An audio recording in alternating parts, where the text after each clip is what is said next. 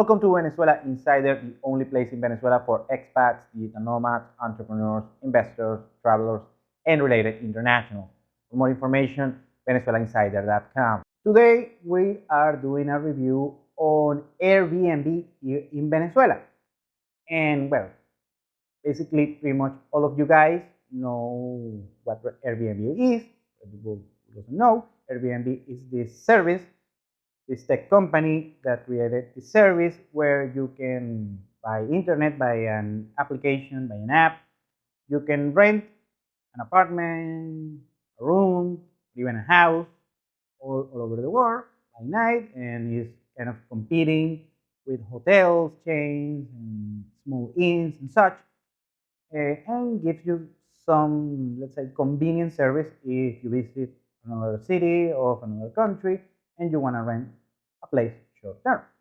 Okay, it's a household name all over the world, in Western Europe, and United States, and many parts of Latin America and Southeast Asia, and pretty much all over the world.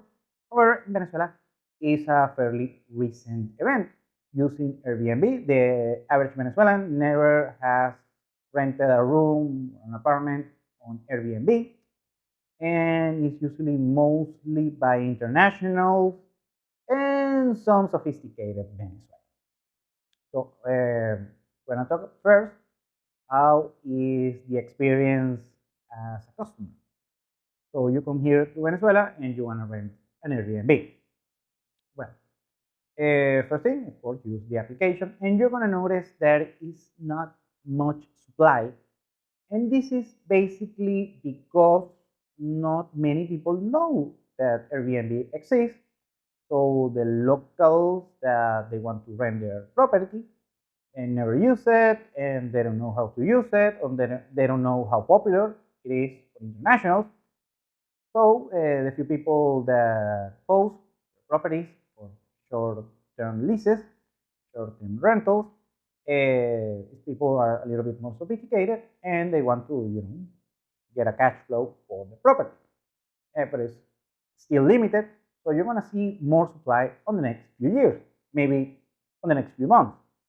So if you see just a small handful of properties on any given city that you're visiting here in Venezuela, that's why you won't find so much variety, so much supply, so much options as you might see on some other places in the world, especially in Latin America. That's the first thing.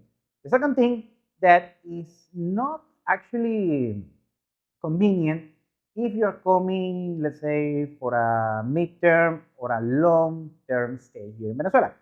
Because usually what happens on Airbnb is if you set the length of your stay for a month or many months, several months, you're going to get a monthly rate. Usually it's a good deal if you stay the whole month or many months, and such rate, of course, is lower than the average daily rate. However, in Venezuela, it's not the case.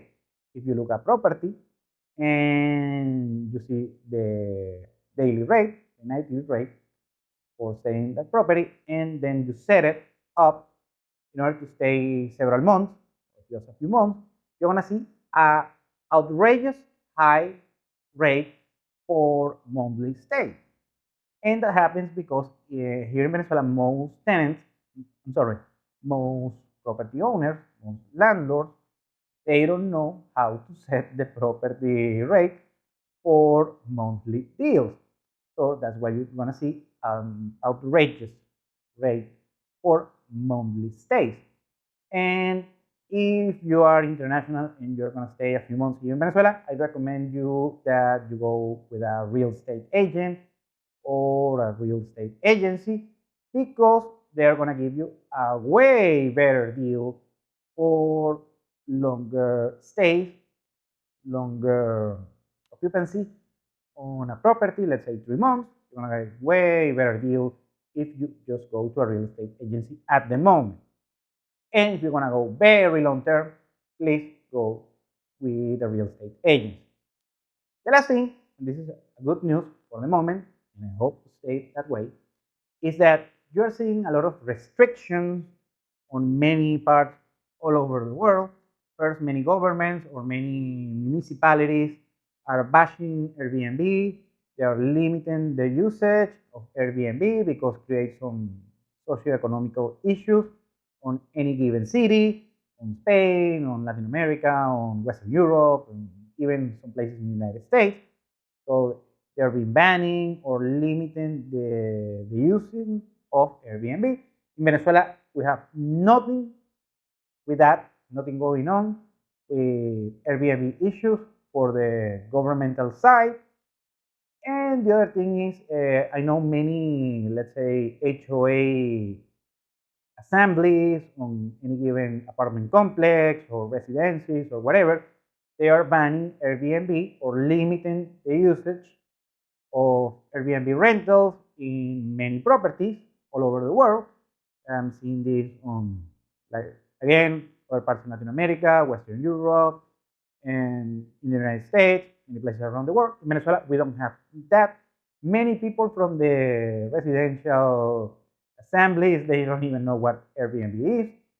So for that, you already watching this video, you know this already. You're not gonna find any governmental or landlord restriction for Airbnb usage. It's a good thing. I hope it stays that way for the long term. So basically, that's just sums up the Airbnb situation here in Venezuela. Thank you for watching. Please like, share, and subscribe. If you want to work with us, VenezuelaInsider.com. Thanks again. Have a nice day.